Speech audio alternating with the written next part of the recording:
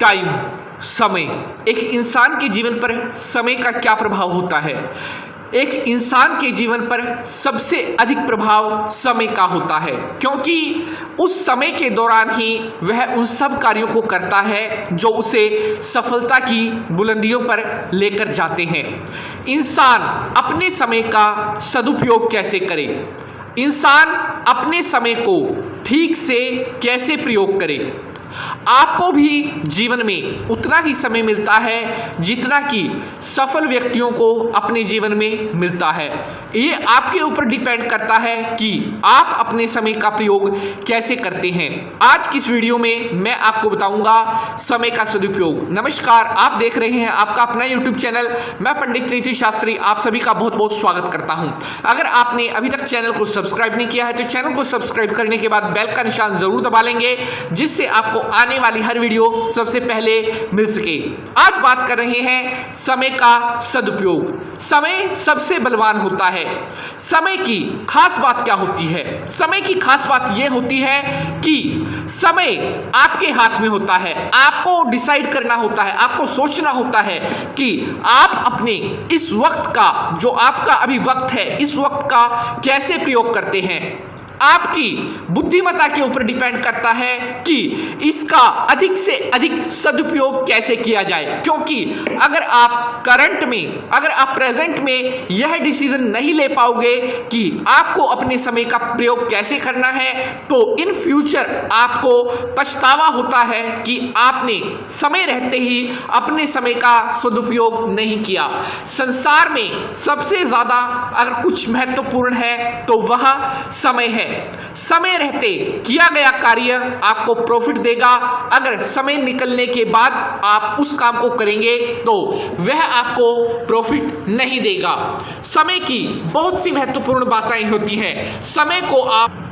समय को कभी भी व्यर्थ नहीं गंवाना चाहिए, क्योंकि जितना आप अपने समय को नष्ट करोगे आप अपने आने वाले भविष्य को नष्ट कर रहे होते हो। क्योंकि बीता हुआ समय एक बार अगर गुजर गया तो वह लौटकर कभी वापस नहीं आता। पुरानी एक बहुत प्रसिद्ध कहावत है कि अब पछताए क्या होता है जब चिड़िया चुग गई खेत। वक्त के निकल जाने पर इंसान के पास केवल एक चीज रह जाती है, वह पछतावा। इसलिए सही समय पर सभी कार्य इंसान को कर लेने चाहिए और वक्त को व्यर्थ नहीं गंवाना चाहिए।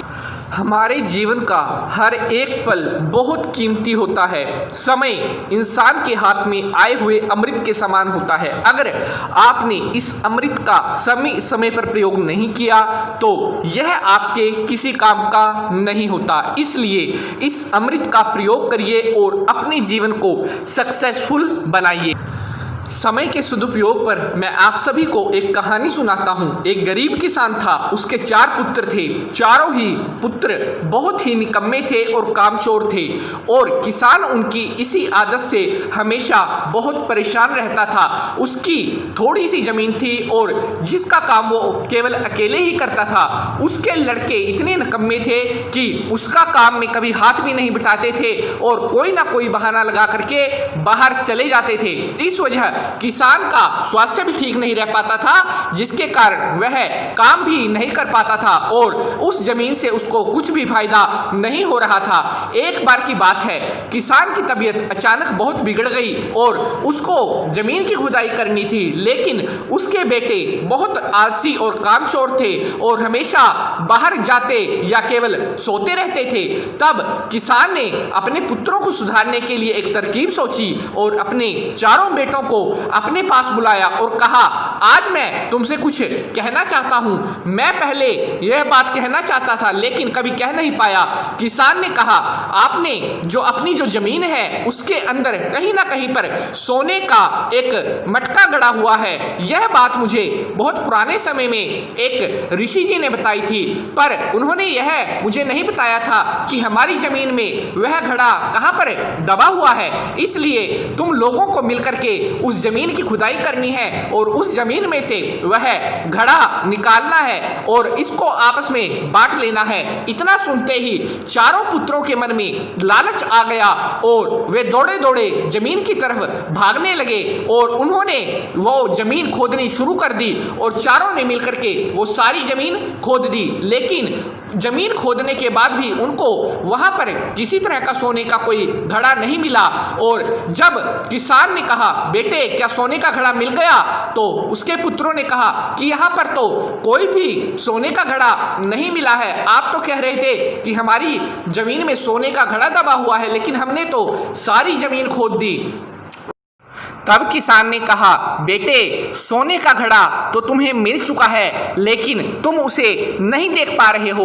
तब किसान ने कहा बेटों तुमने जो इतने दिन मेहनत करी है, इतने दिन तुमने अपने खून पसीने से इस जमीन को खोदा है, उस जमीन पर अब तुम्हारी बीज बोने की बारी है। तो किसान के पुत्रों ने वैसा ही किया और वहां पर बीज बोया।